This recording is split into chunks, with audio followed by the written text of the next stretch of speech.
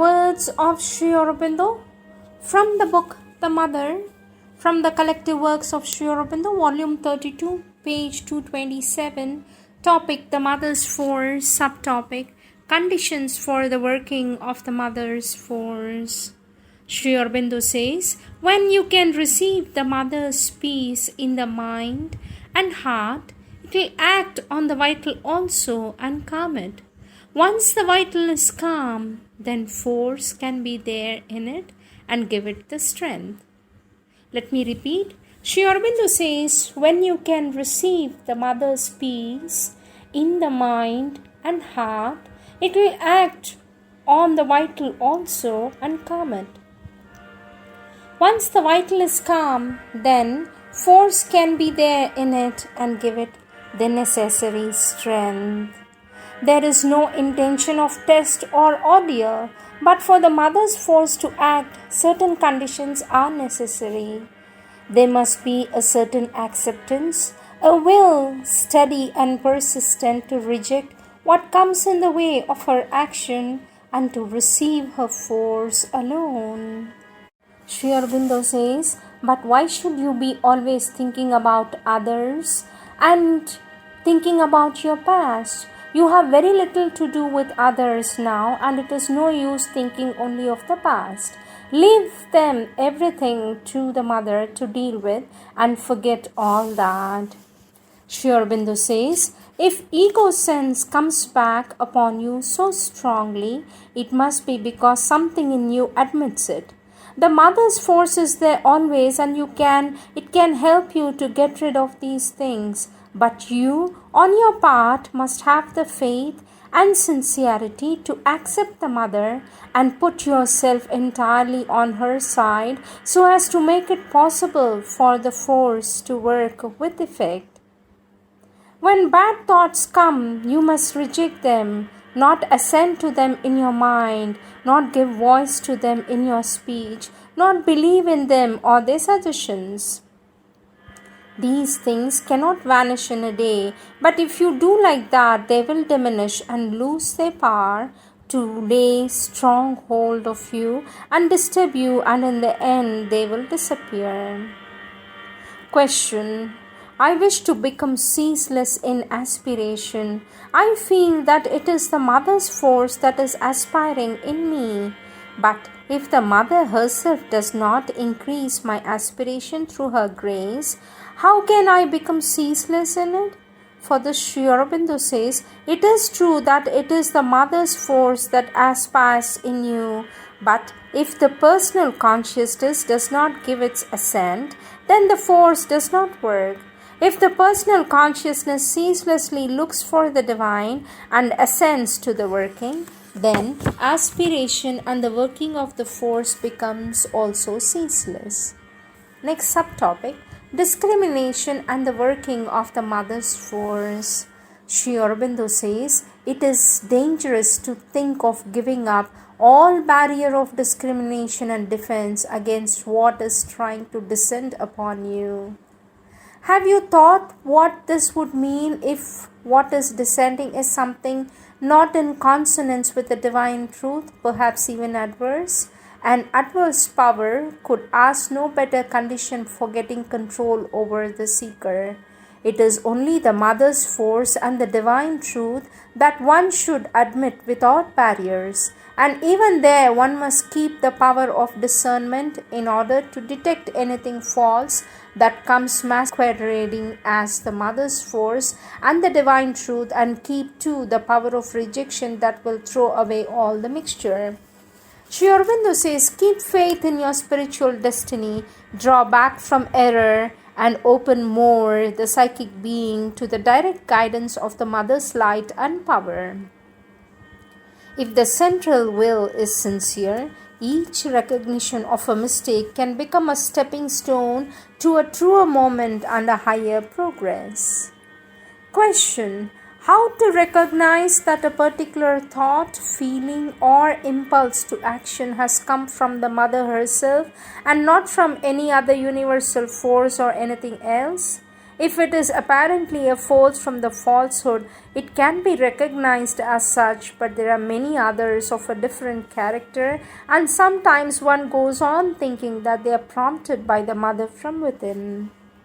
For this question, Sri Aurobindo says, it can only be done by discrimination, care, sincerity, a constant control with regard to the mind's movements, and the growth of a certain kind of psychic act which detects any mental imitation or false suggestion of its being the mother's.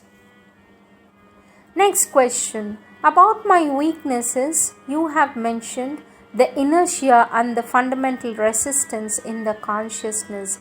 How can I become free of them? For this, Sri Aurobindo says there is only one rule for all these things: to watch oneself closely so as to detect these things always when they show themselves, to reject them always and persistently when seen, to aspire always to the mother for their removal, to call always the force of a divine mother to help in removing them. But the most entirely effective thing is if you can feel the force of the mother working in you and support its action always. Question. You have written, but the most entirely effective thing is if you can feel the force of the mother working in you and support its action always. What is the meaning of support its action always? For this, Sri Aurobindo says, to support its action means one must recognize the mother's force when it acts and distinguish from other egoistic or ignorant forces and give assent to the one and refuse the others. It is again a general rule. Its application each sadhaka has to see for himself. Sri Aurobindo says, the mother's force may do everything, but one has to become more and more conscious of one's own being and nature and what is below in it. It is not a question of mental judgment, that is of little use in these matters, but of consciousness, of the consciousness feeling and seeing. Let me repeat this for you. The mother's force may do everything, but one has to become more and more conscious of one's own being and nature and what is below in it.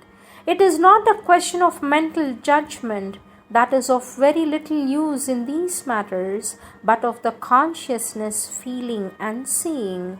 Supermind is not organized in the lower planes as the others are. It is only a veiled influence. Otherwise, the supramental realization would be easy. Question. As to the force, you said it creates its own activities in the mind or elsewhere. In that case, does the mind or any other part on which the force acts express only what the force has created? Sri Aurobindo says that is the ideal condition, when the force is the true force only, but there is too much mixture in the nature for that to be possible at this stage of sadhana. Question. You say that is the ideal condition when the force is the true force only. Does this mean that when my consciousness feels as the force is not the real force of the mother? For this, Sri Aurobindo says, I have said that it gets mixed with the action of the present mind, vital and the body. That is inevitable since it has to work upon them.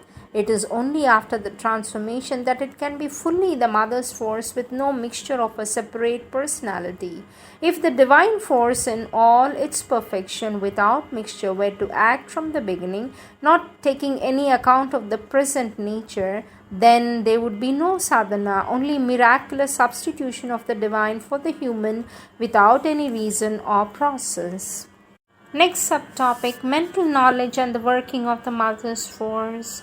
Question.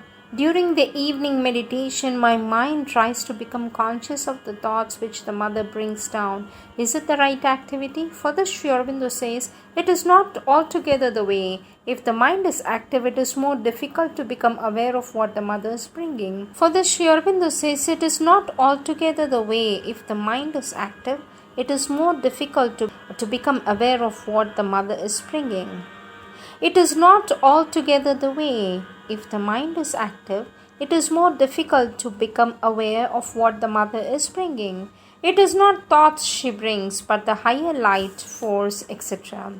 Question. With reference to the mother, once you said, ask for the consciousness of her force. Does it mean that I should aspire to know her consciousness and force? For the Sri Aurobindo says yes, not know with the mind only, but to feel them and see them with the inner experience. Question. My mind fails to make out the present state of the being. It does not understand what the mother's force is doing. For the Sri Aurobindo says, plenty of people progress rapidly without understanding what the force is doing. They simply observe, describe, and say, I leave all to the mother. Eventually, the knowledge and the understanding still come. These are the words of our Lord Sri Aurobindo.